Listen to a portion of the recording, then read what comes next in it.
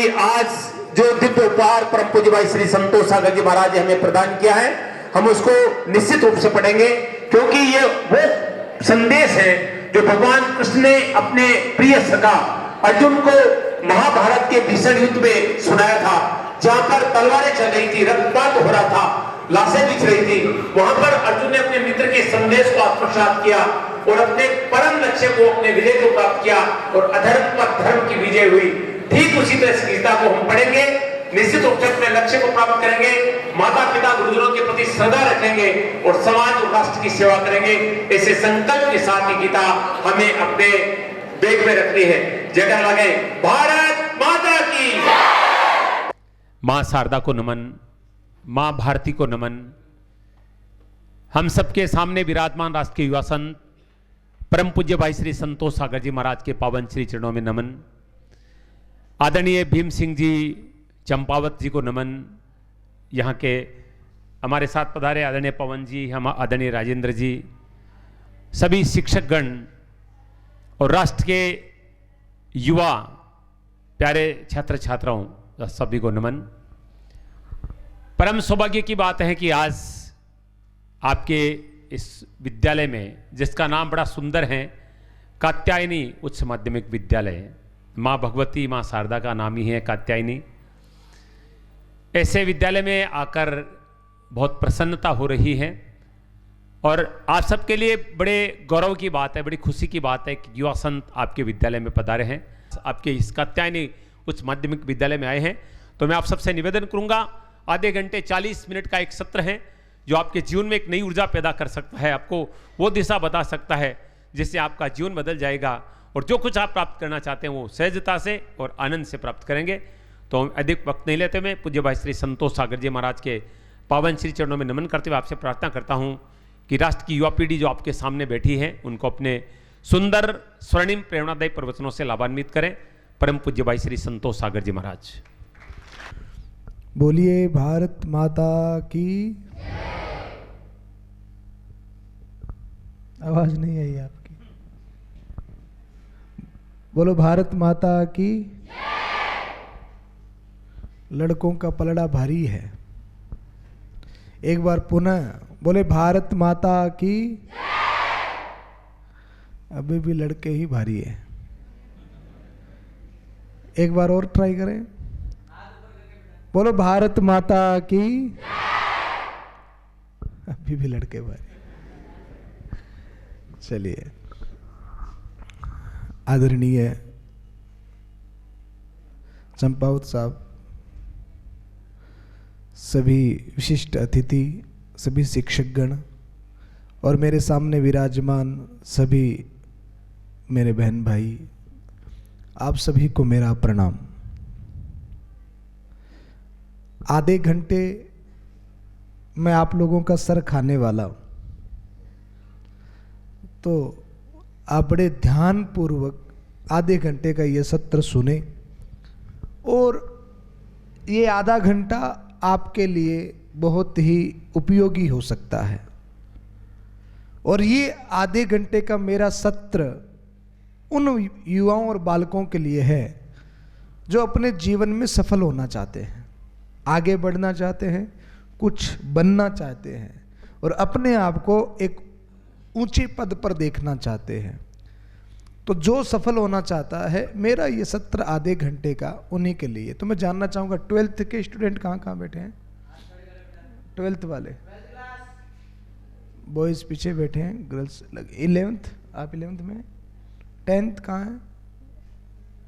9th, ठीक।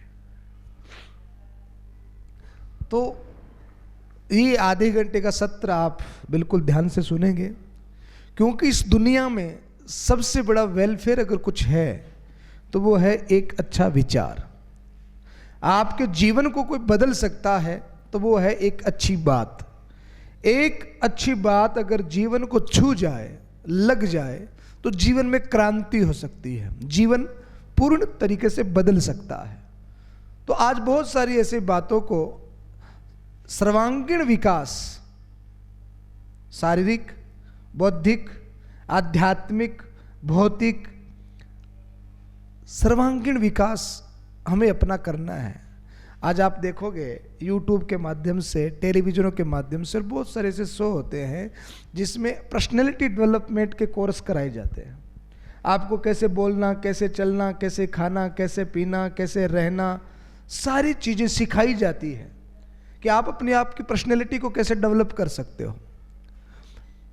Personality develop का केवल बाहरी आवरण से नहीं होता। सर्वांगीण विकास अगर हम बात करें, रामचरितमानस का एक पात्र है रावण। क्या नाम है? आपने सुना कि रावण के पास में बल बहुत था, बहुत ताकतवर था रावण। तो एक विकास उसका बॉडी का हो गया, यानी कि वो बलिष्ठ बहुत था, बहुत ताकत थी उसके अंदर। एक विकास उसने किया बॉडी का, बहुत पावर था उसके अंदर। दूसरा, रावण के अंदर में बुद्धि भी बहुत थी। कितने माथे थे उसके? रावण के कितने सिर थे? पक्का देखा आपने? कहां? सपने में आता रावण? टेलीविजन में देखा। रावण के कितने सर थे? एक बच्चा मुझे कोटा में मिला और उसने कहा, गुरुजी अगर रावण के 10 सर थे तो वो टी शर्ट कैसे पहनता था? वो टी शर्ट कैसे पहनता था? मैंने कहा बात तो ठीक है। गुरुजी रावण के 10 सर थे तो वो मुंह कैसे धोता था सुबह सुबह? वो रात को सोता था तो क्या आधे माथे नीचे लटकते थे? गुरुजी रावण किसी दरवाजे में घुसता था तो कैसे घुसता था? लॉजिक है ना। अगर 10 सर होंगे तो टी शर्ट कैसे पहनेगा? 10 शीश का मतलब है रावण को 6 शास्त्र और 4 वेदों का ज्ञान था।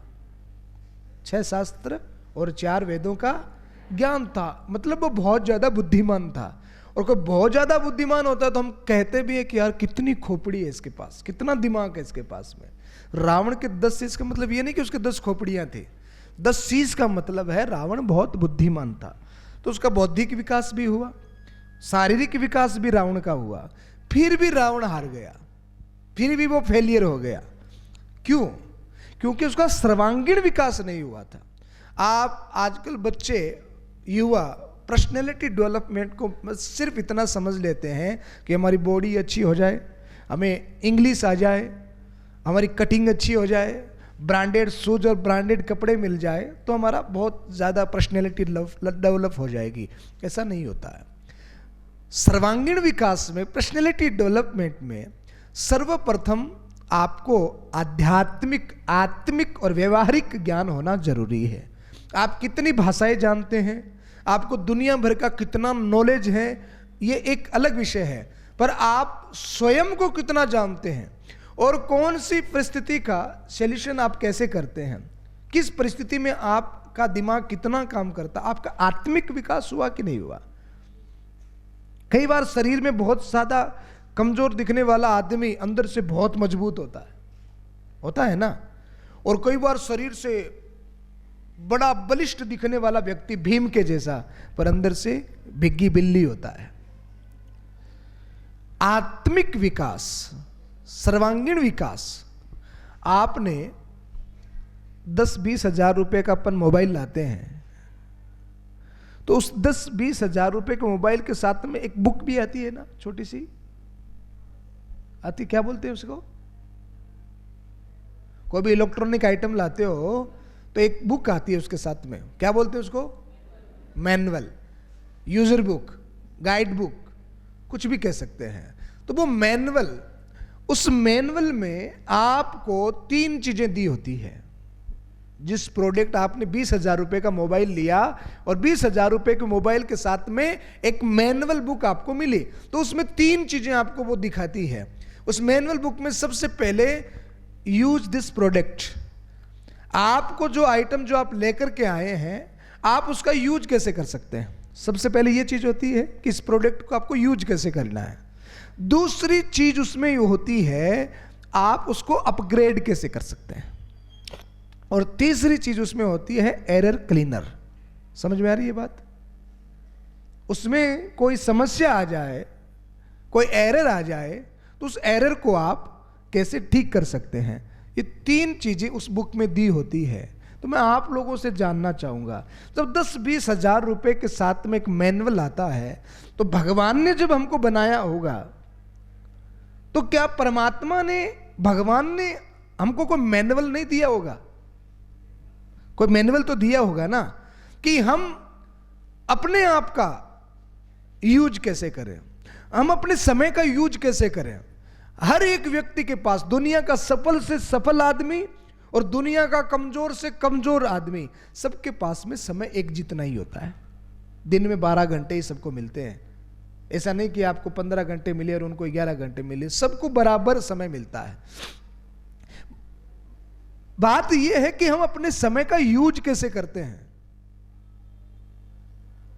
घर में महीने में राशन कितना आया, महीने में दूध कितना आया, महीने में सब्जी कितनी आई, बिजली का बिल कितना आया।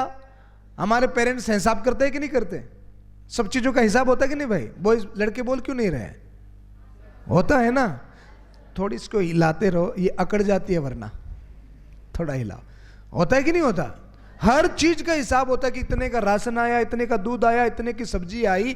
तो हमारे पास जो सबसे कीमती चीज है, हमारे पास जो सबसे अनमोल चीज है, क्या है? सबसे अनमोल चीज क्या होती है? सबसे इंपॉर्टेंट है। आपने कभी अपने समय का, आपने कभी सोचा कि हम अपने समय को कैसे खर्च कर रहे हैं? हमारे समय का यूज हम कैसे कर रहे हैं? हमारा समय कैसे व्यतीत हो रहा है? रात को सोते समय रोज ये हिसाब करो कि जो समय हमको मिला है उसको हम कैसे खर्च कर रहे हैं। कभी आपने ऐसा हिसाब किया है कि आज पूरे दिन में 12 घंटे थे और इन 12 घंटों में मैंने क्या किया है? अगर आपको आपके समय का हिसाब करना नहीं आया, आप फेलियर हो जाओगे, आप सफल नहीं हो पाओगे। और ये जो 25 साल है, golden time, golden period, nursery से लेकर जब आप उच्च शिक्षा LLB, MBA, IIT, IIM करेंगे, B.Ed, CA करेंगे, MBBS करेंगे, तो उसके लिए आपको प्रयास, मेहनत, और वो भी सही दिशा में। वरना ये समय अगर निकल गया, उसके बाद में पछताने के अलावा तुम्हारे पास में कुछ भी शेष नहीं रहेगा।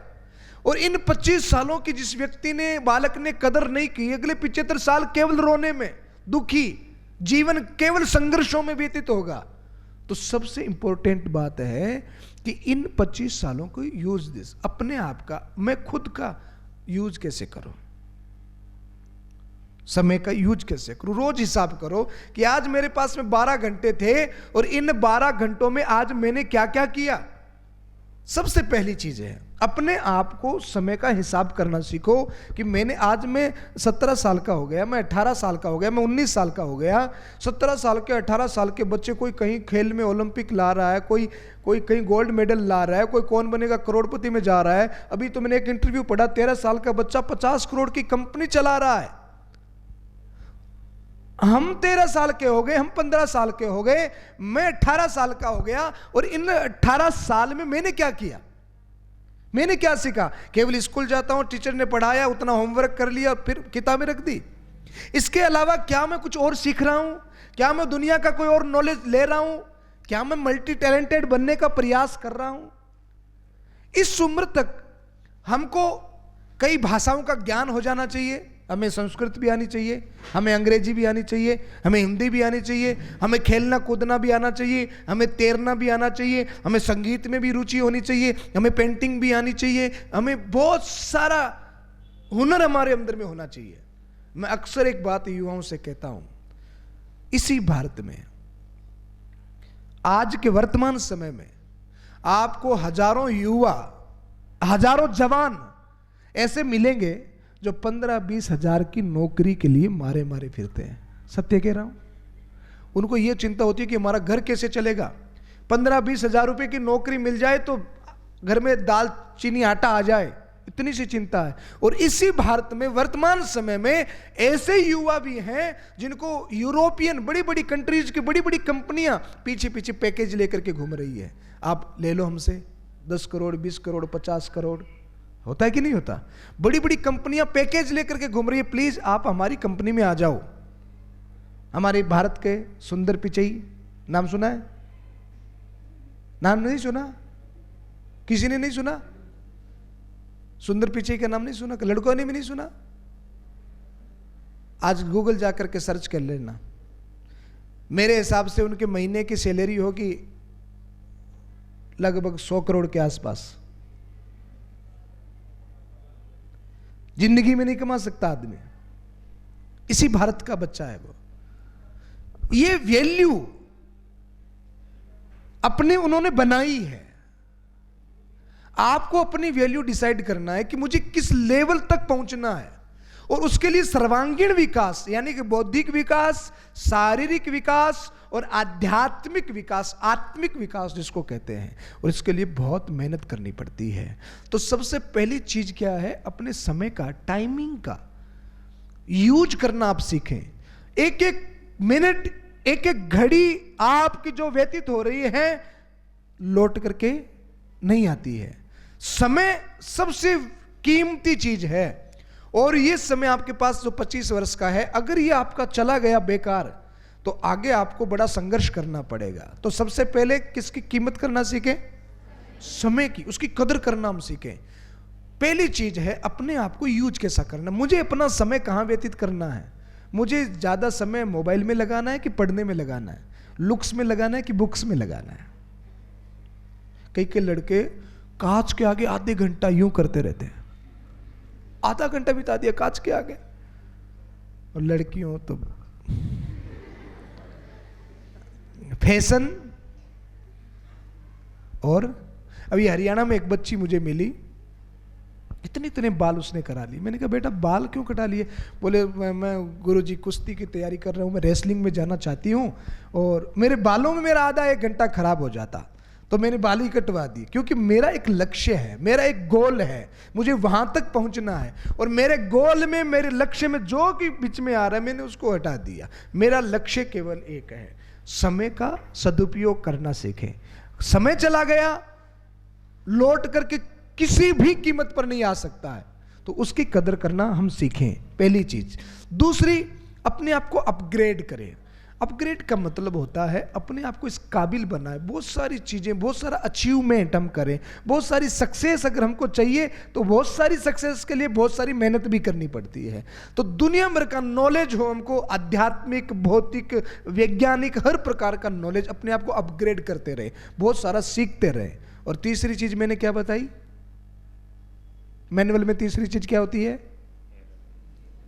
बोलो ना, एरर क्लीनर। हमारे जीवन में कई बच्चों की ये शिकायत होगी कि सर हम ये करना तो चाहते हैं पर मेरे पेरेंट्स करने नहीं देते।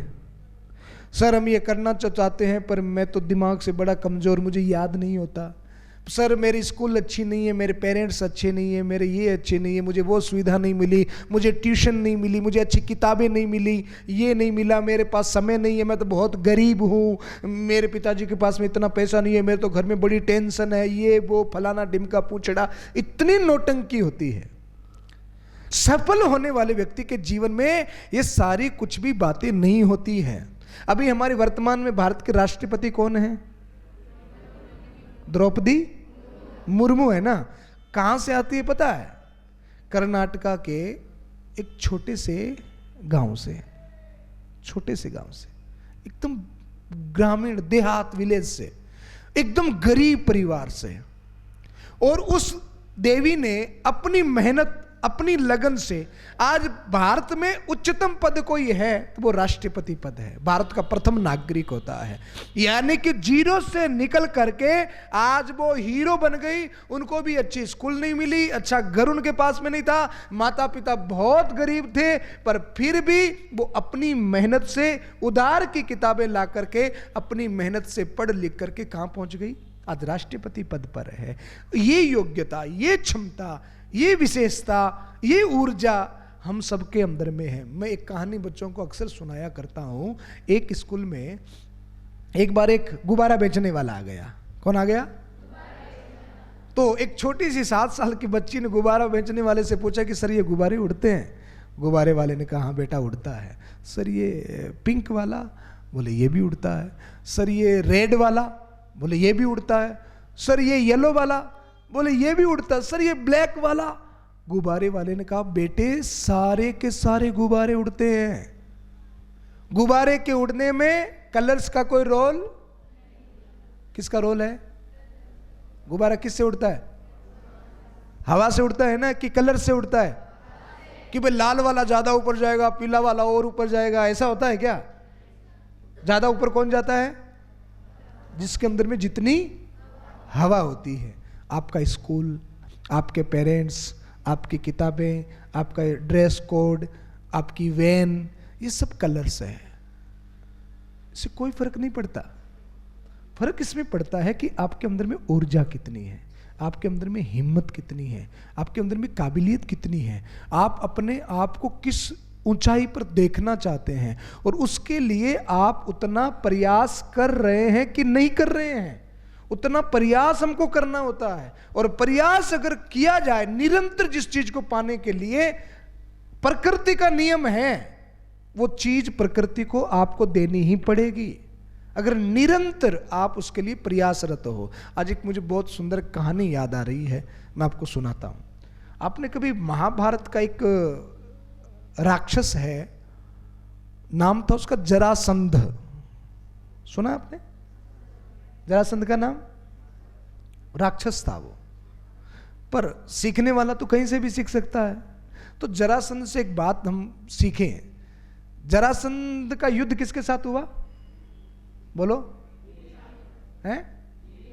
भीम के साथ, बिल्कुल राइट। उससे भी पहले किसके साथ हुआ? श्री कृष्ण के साथ। पता है आपको?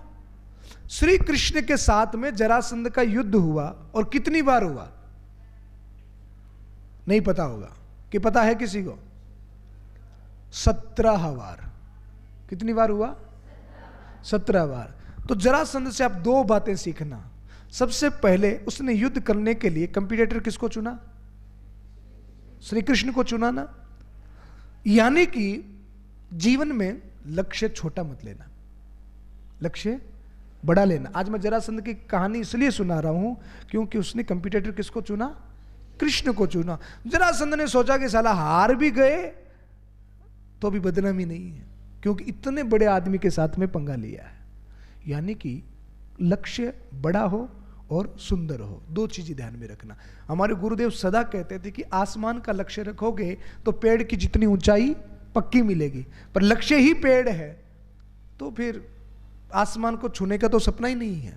अगर आपने आरएस की तैयारी की है, आईपीएस की तैयारी की है, आईएएस की तैयारी की है, तो ये टीचर की नौकरियां या और सरकारी गवर्नमेंट की छोटी छोटी जॉब्स, ये तो आपको यूं ही मिल जाएगी।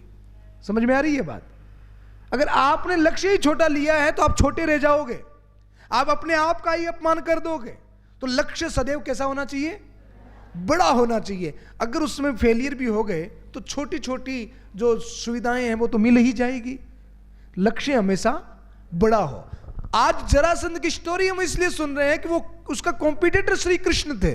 उन्होंने युद्ध के लिए चुनौती दी तो श्री कृष्ण को दी। अब श्री कृष्ण के साथ में जीतना तो असंभव है, फिर भी वो लड़ता रहा। एक बार गया, श्री कृष्ण ने हरा दिया, मजाक मजाक में ही हरा दिया, हार गया, घर आ गया उदास होकर के। एक बार हारने के बाद में लगभग लोग दोबारा कोशिश नहीं करते, पर हां बहुत सारे ऐसे लोग हैं कि एक बार हारने के बाद में दोबारा भी वो हिम्मत करते हैं, पर दोबारा भी हार जाए, तीसरी बार तो हिम्मत ही नहीं पड़ेगी, या पड़ जाती है? बोलो, आप बोलो। आप अगर किसी चीज में जा रहे हो, कोशिश कर रहे हो और एक बार फेलियर हो जाओ, दोबारा माता पिता ने, गुरुजनों ने हिम्मत दी, दोबारा कोशिश की, दूसरी बार भी फेलियर हो गए, तीसरी बार कोशिश करोगे? टूट जाओगे ना। 12th में एक बार फेल आ गए, दूसरी बार फिर फेल आ गए, फिर क्या होगा?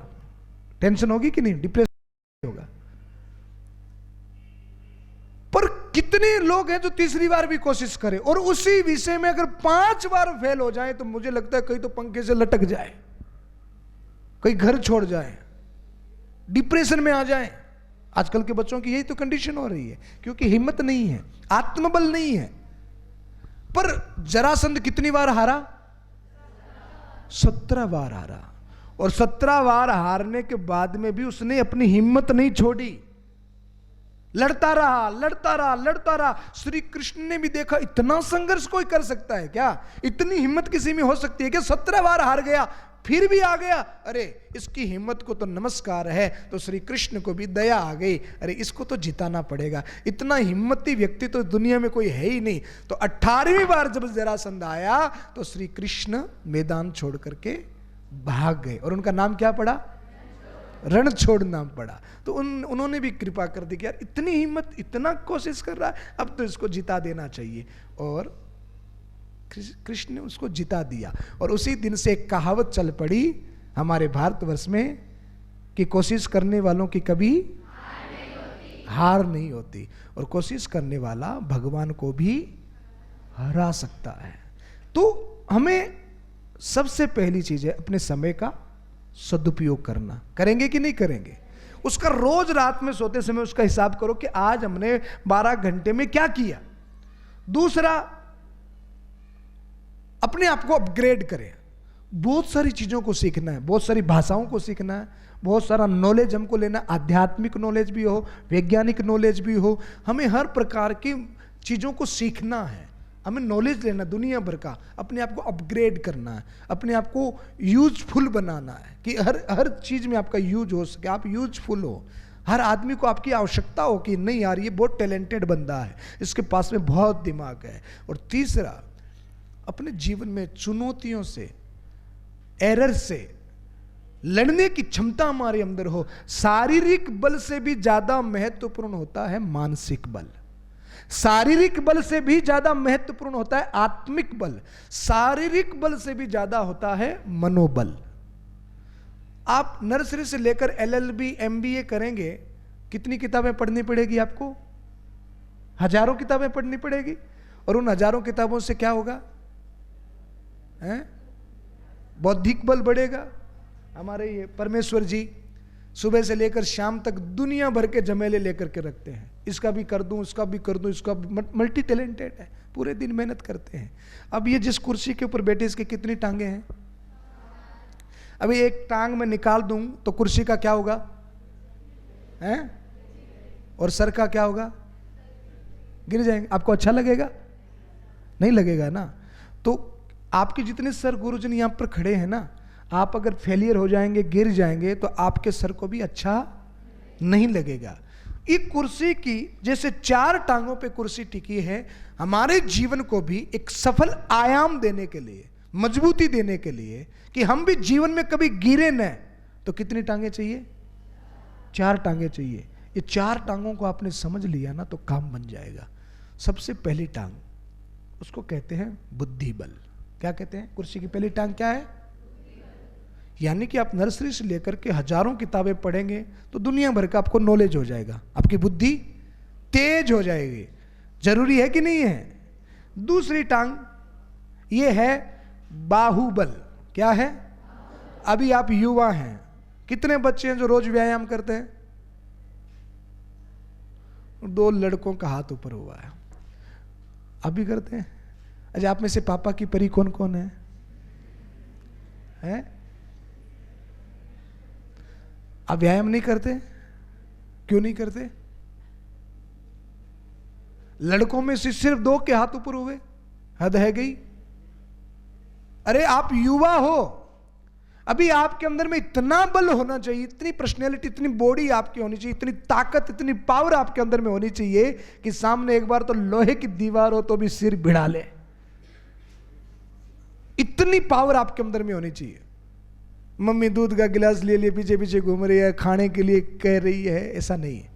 आपको व्यायाम करना चाहिए, और इस सर्दी में भी इतना व्यायाम करना चाहिए कि आपकी टी-शर्ट पसीने से भीग जाए। लड़कियों को भी और लड़कों को भी अपने आप को इतना मजबूत बनाओ। बाहुबल बहुत जरूरी है, क्योंकि स्वस्थ शरीर ही संसार में आनंद दे सकता है। बीमारी वाला शरीर तो हमेशा दुखी ही रहता है। पहली चीज क्या है? लड़के बोलो ना, बुद्धि बल। दूसरी चीज क्या है? रोज कम से कम 1 घंटे का बाहर खेल खेलें, फुटबॉल खेलें, वॉलीबॉल खेलें, दौड़ लगाएं, कुश्ती खेलें, कबड्डी खेलें और अपने शरीर को बलिष्ठ बनाएं। अभी समय है। अब ये परमेश्वर जी सोचे कि मैं 6 पैक बना लूं, बन जाएंगे क्या? बन तो जाएंगे पर बहुत मेहनत लगेगी, बना नहीं पाएंगे। पर आपके पास तो समय है ना, है? अब पवन जी सोचे कि मैं रोज 10 किलोमीटर दौड़ लूं, बड़ा मुश्किल से काम हो जाएगा, पर आप कर सकते हैं ना। तो आपको रोज क्या करनी है? व्यायाम करना। तो पहली चीज क्या है? बुद्धि बल। दूसरी चीज क्या है? तीसरी टांग है धन बल। क्या है?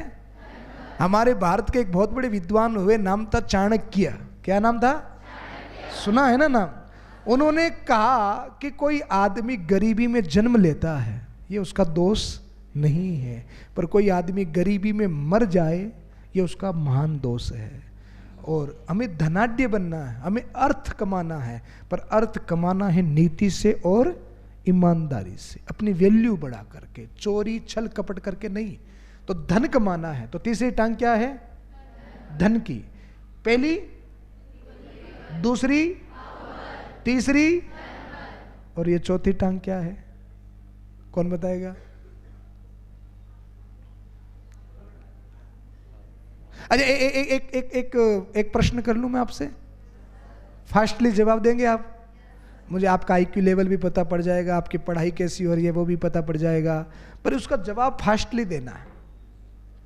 देख के लड़के फास्ट देते हैं कि लड़कियां फास्ट देती है? पूछ लूं? रेडी? मेरा प्रश्न ये है कि 10 लाख का चेक भरना हो तो कितना जीरो लगेगा? 5 वाले हाथ ऊपर करें। शाबाश। 5 कितना लगेगा? भैया ये सारी लड़कियां बैंक में जाने वाली है, सबने चेक सही भरा। कितना जीरो लगेगा? 6 जीरो लगेगा ना। अच्छा, 1 जीरो हटा दूं तो चेक की वैल्यू रहेगी कितनी? 1 जीरो और हटाओ, एक और हटाओ, एक और हटाओ, एक और हटाओ, एक और हटाओ। अब चेक की वैल्यू है कितनी? 1 की वैल्यू है ना। अच्छा, जीरो को एज इट इज रख दो और 1 को हटा दो, कोई वैल्यू नहीं है ना। इसी प्रकार आपके जीवन में कितनी डिग्रियां हैं, कितना पैसा है, कितना बल है, कितनी बुद्धि है, सब जीरो के जैसे हैं। जो जो आप अचीवमेंट करोगे आपकी वैल्यू बढ़ती जाएगी, पर वो वैल्यू निराधार है अगर वो 1 नहीं है तो। वो 1 क्या है? ये चौथी टांग क्या है? वो 1 किसको कहोगे जिससे हमारी वैल्यू है? बुद्धिबल, धनबल, बाहुबल, और चौथा लड़का कोई बता रहा? एक जना खड़े होके बताओ, चौथी आपके हिसाब से क्या है चौथा बल? हाँ बेटा बताओ। अरे वाह मेरे सर, क्या नाम आपका? गोविंद। नाम ही गोविंद है तो बताओ, काम तो करेगा। हाँ हाँ, बैठो बेटा, सुंदर जवाब। चौथा बल क्या है? मनोबल। अगर मनोबल नहीं है तो आपका धन बल, बुद्धि बल और बाहुबल कुछ भी काम आने वाला नहीं है। जिस प्रकार जीरो के आगे से 1 हटा दिया जाए तो सारे जीरो बोलो बेकार हो जाते हैं, चेक की वैल्यू लेस हो जाता है चेक। तो हमारे जीवन में चौथी टांग क्या है? मनोबल। हमारे जीवन का वो एक आधार क्या है? मनोबल। अब मेरा लास्ट एंड फाइनल प्रश्न है कि मनोबल कैसे बढ़ता है? बौद्धिक बल तो किताबें पढ़ने से बढ़ जाता है, बाहुबल व्यायाम करने से बढ़ जाता है, और धन बल काम करने से बढ़ जाता है। मनोबल कैसे बढ़ता है? हम पराक्रमी हो, हम भयभीत न हो, हम डरे न, हमारे अंदर में भय का कोई स्थान न हो। मनोबल, आत्मविश्वास कैसे बढ़ता है? कौन बताएगा? बेटियों में से कौन बताएगा? आप बताओ। हाँ बताओ, अपने हिसाब से जो भी आता। मनोबल कैसे बढ़ता है? आपका नाम? पिंकी। नाम मनोबल कैसे बढ़ता है बेटा? पढ़ने से, पढ़ने से, पढ़ने से। ठीक है, बैठो बेटा। और कोई बताएगी मेरी बहन? आप बताओ। हाँ, व्यवहारिक ज्ञान से। आपका नाम? मानसी। व्यवहारिक ज्ञान से, आपने कहा पढ़ने से, आपने कहा व्यवहारिक ज्ञान से। बैठ जाओ। आप में से कौन बताएगा? और मनोबल कैसे बढ़ता? आप बताओ बेटा। हाँ,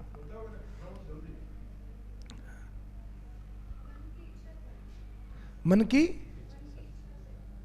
की इच्छा शक्ति से मनोबल बढ़ जाता है। ठीक है, बैठ जाओ। लड़कों में से कौन बताएगा? और एक बेटी हाथ ऊपर कर रही है, बताओ बेटा। जी बेटा। सज्जन व्यक्तित्व के पास में जाने से मनोबल बढ़ता। बहुत राइट आंसर, बैठो, धन्यवाद। और लड़कों में से कोई बताएगा मनोबल कैसे बढ़ता? मनोबल का स्रोत क्या है? बोलो ना। अगर मैं आपसे कहूं कि यार मेरा मन बहुत कमजोर है, मैं बहुत विचलित हूं, बहुत डरा हुआ सा हूं, मेरा मनोबल आत्मविश्वास बहुत कमजोर है, तो आप मुझे क्या राय देंगे कि मुझे क्या करना चाहिए? हाँ, अपने आप पर विश्वास को ही तो मनोबल कहते हैं बेटा। वो नहीं हो रहा है मेरा, उसको बढ़ाना है।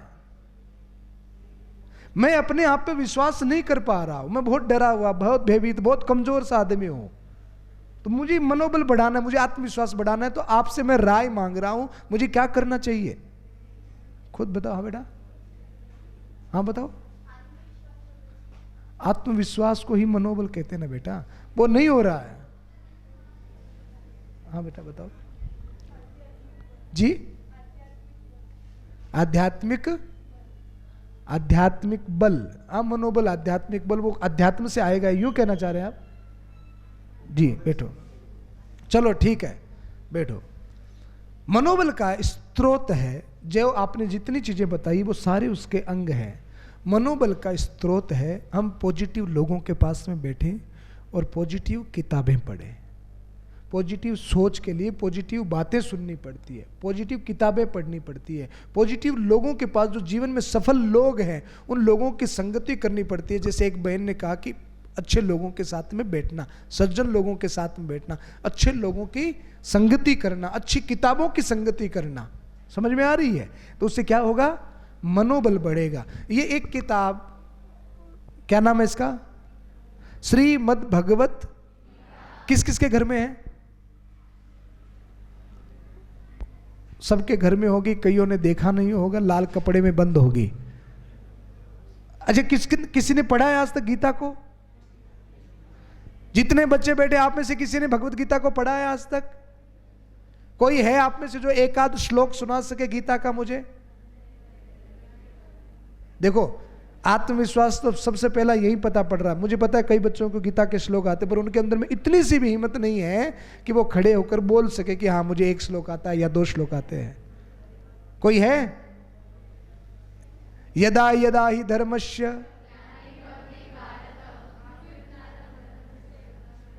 तो इतनी देर क्यों नहीं बोला? इसको ही आत्मविश्वास कहते हैं। धर्म क्षेत्रे कुरुक्षेत्रे समवेता, एक ही आता है ना, क्योंकि वो सीरियल में सुना है और रिंगटोन आती है मोबाइल में, यदा यदा धर्मस्य। अच्छा, इसका मीनिंग क्या होता है? आप बताओ बेटा, आ जाओ यहाँ यहाँ आगे इधर आना बेटा। माइक श्लोक भी सुना और उसका मीनिंग भी बता सकते, तो मीनिंग बता दे कोई। श्री कृष्ण भगवान कहते हैं धरती पर जब जब अधर्म होगा तब तक मैं अवतार लूँगा, जब जब अधर्म हिंसा होगी तो मैं धरती पर अवतार लेके हिंसा होगी तो मैं धरती पर जन्म लूँगा। जब जब अधर्म बढ़ेगा, धर्म का नाश होगा, धर्म संस्थापना आए, तो पुनर्धर्म की स्थापना करने के लिए मेरा अनेक रूपों में अवतार होता है, होगा, हो रहा है। कभी भगत सिंह के रूप में, कभी चंद्रशेखर के रूप में, कभी विवेकानंद के रूप में। श्री कृष्ण बार बार अवतार समय समय पर लेते रहते हैं। तो भगवान धर्म की स्थापना करने के लिए महापुरुषों के रूप में बार बार इस धरती पर आते हैं। वो आगे भी आते रहेंगे। शायद आप में ही किसी में श्री कृष्ण प्रकट हो जाएं और आगे चलकर आप ही इस राष्ट्र और धर्म के उत्थान के लिए बहुत बड़ा काम कर दो। आप में से कोई भगत सिंह हो जाएगा, आप में से कोई विवेकानंद हो जाएगा, आप में से कोई भारत का राष्ट्रपति और प्रधानमंत्री हो जाएगा। आप सबके अंदर में ये संभावना, ये क्षमता है, सिर्फ अपने सोच को विकसित करना है। आप जितना बड़ा सोचने लग जाओगे आप उतने ही बड़े बनने भी लग जाओगे। आपको अपनी सोच को विकसित करना है। श्रीमद् भगवत गीता में 700 श्लोक हैं। दुनिया के 128 देशों में टॉप मोस्ट जितनी भी यूनिवर्सिटीज हैं उनमें इटालियन, चाइनीज, फ्रांसीसी, अंग्रेजी, हिंदी, उर्दू, संस्कृत, हर एक भाषा में एक किताब पढ़ाई जाती है जिसका नाम है भगवत गीता। हमारे प्रधानमंत्री जी नरेंद्र मोदी जब किसी भी बड़े व्यक्तित्व से मिलते हैं और उनको अगर गिफ्ट देना हो तो क्या देते हैं पता है? भगवत गीता। और जितनी भी भारत की टॉप मोस्ट पर्सनैलिटीज हैं उनकी अगर बायोग्राफी आप पढ़ेंगे तो उनमें भी आपको क्या मिलेगी? भगवत गीता मिलेगी। तो आपको अगर सफल होना है, मल्टी टैलेंटेड होना है, आत्मनिर्भर बनना है, आत्मविश्वास को बढ़ाना है, अपनी कमजोरियों को दूर करना है, तो आपको भी क्या पढ़ना चाहिए? अपने हजारों किताबों के साथ में इस एक किताब को शामिल करिए। दुनिया की सबसे ज्यादा ताकतवर और पावरफुल किताब है।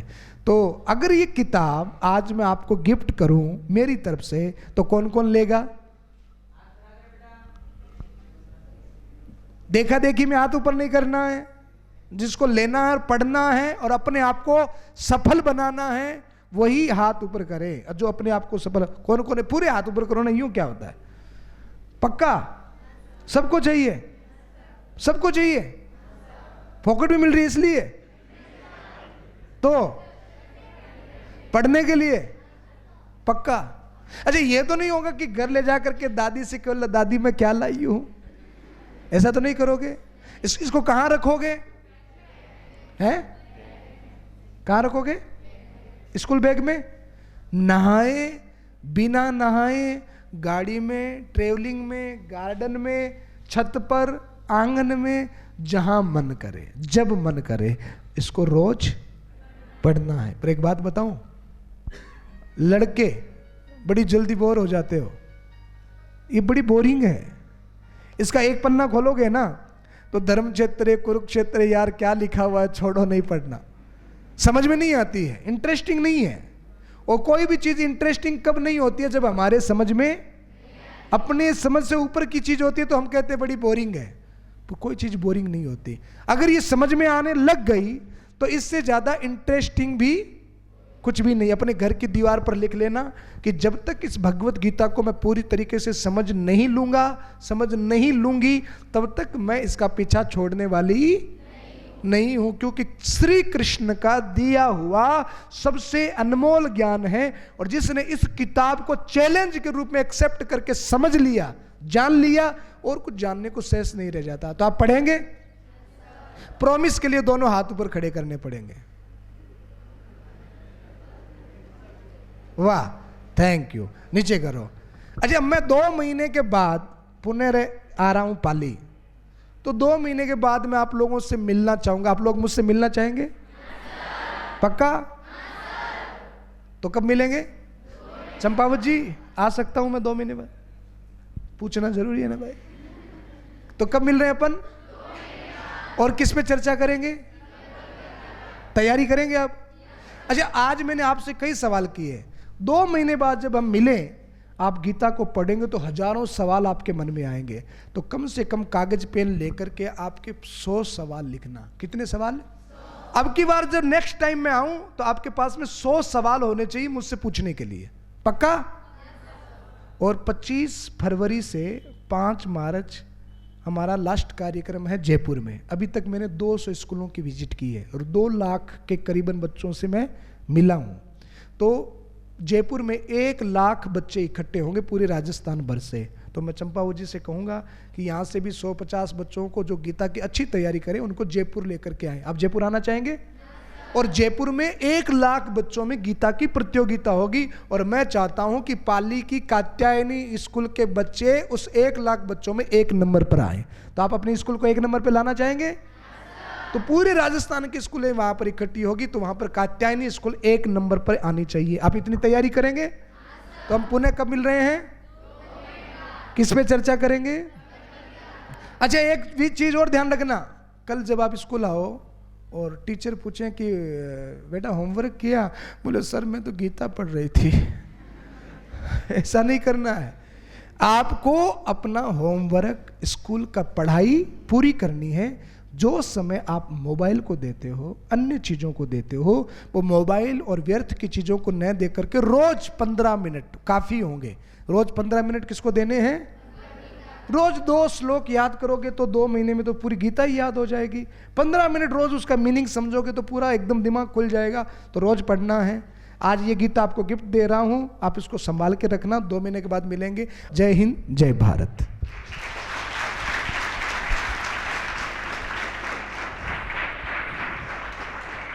परम आदरणीय गुरुजी के चरणों में नतमस्तक। साथ में पधारे अतिथि महोदय, परमेश्वर जी भाई साहब, पांडे जी भाई साहब, इष्टा बंधुओं, प्यारे बालक बालिकाएं, आज जो गुरुजी ने शिक्षा दी है ये अपने जीवन में उतारने के लिए आप प्रेरणा लें और जीवन भर जब भी आपके ऊपर समस्या है उस समय गुरुजी के नाम को स्मरण करते हुए इन भगवत गीता के पढ़कर इसका उपयोग करेंगे तो अपने जीवन में कभी भी समस्या आएगी नहीं। अगर भूलवंश भी कोई समस्या आ जाती है तो आप गुरुजी का स्मरण करते हुए गीता को ध्यान में लें तो आपकी समस्या स्वतः ही दूर हो जाएगी। गुरुजी भगवान ने कहा है, गुरुर ब्रह्मा गुरुर विष्णु गुरुदेव महेश गुरु साक्षात परम ब्रह्म तस्मै श्री गुरुवे नमः। गुरु की वाणी में मिठास है और मिठास को आप पकड़ के उसको रस के रूप में आप याद रखेंगे तो आपके पास गुरु कभी भी समस्या, दुख, दर्द नहीं आने देगा, आपकी सुख समृद्धि में रहेगी। तो आप गुरु की वाणी को देखते हुए, भगवत गीता का स्मरण करते हुए आने वाली जो 2 माह के बाद की परीक्षा और जयपुर चुनने की बात कही है, पूर्ण रूप से आप तैयार हो जाएं। पांडे जी ये भी निजी स्कूल के व्यवस्थापक हैं, परमेश्वर जी पाली के बड़े प्राइवेट स्कूल के या अपन कह सकते हैं कि मानवता के बहुत ही सिखाने वाले बड़े आदमियों में गिने जाते हैं। इनके सामने आप कह रहे हैं जयपुर चलना है, और जयपुर चलने का मतलब एक एग्जाम देना ही नहीं है। परीक्षा पास करने के लिए आप 1ली से 12वीं तक कर रहे हैं, डिग्रियां ले रहे हैं, नहीं।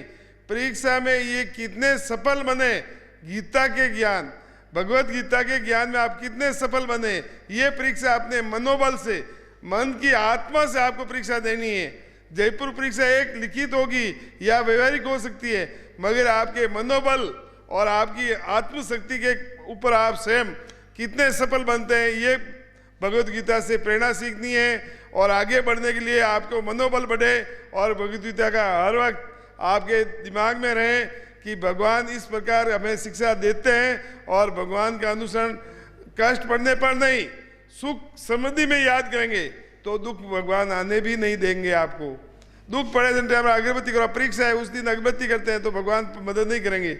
आप समय समय पर इस भगवत गीता को समय नियमित जो भी फिजूल का समय मिले उस समय याद करें, पढ़ें और अध्ययन करें। सोते समय, उठते समय भगवान का स्मरण करेंगे तो ये आपके दुख आने ही नहीं देंगे। हम गुरु जी के शरणों में हमारे दुख नहीं आए, हम आपको यही कह के होते हमारी वाणी को विश्राम करते हैं और आपको शरणों में नतमस्तक कर। भारत माता की, भारत माता की, भारत माता की, वंदे वंदे वंदे। संकल्प करें कि आज जो दिव्य उपहार परम पूज्य भाई श्री संतोष सागर जी महाराज जी हमें प्रदान किया है, हम उसको निश्चित रूप से पढ़ेंगे, क्योंकि ये वो संदेश है जो भगवान कृष्ण ने अपने प्रिय सखा अर्जुन को महाभारत के भीषण युद्ध में सुनाया था, जहां पर तलवारें चल रही थी, रक्तपात हो रहा था, लाशें बिछ रही थी। वहां पर अर्जुन ने अपने मित्र के संदेश को आत्मसात किया और अपने परम लक्ष्य को, अपने विजय को प्राप्त किया और अधर्म पर धर्म की विजय हुई। ठीक उसी तरह गीता को हम पढ़ेंगे, निश्चित रूप से अपने लक्ष्य को प्राप्त करेंगे। माता पिता गुरुजनों के प्रति श्रद्धा रखेंगे और समाज और राष्ट्र की सेवा करेंगे। ऐसे संकल्प के साथ ये गीता हमें अपने बैग में रखनी है। जगह लगे भारत माता की।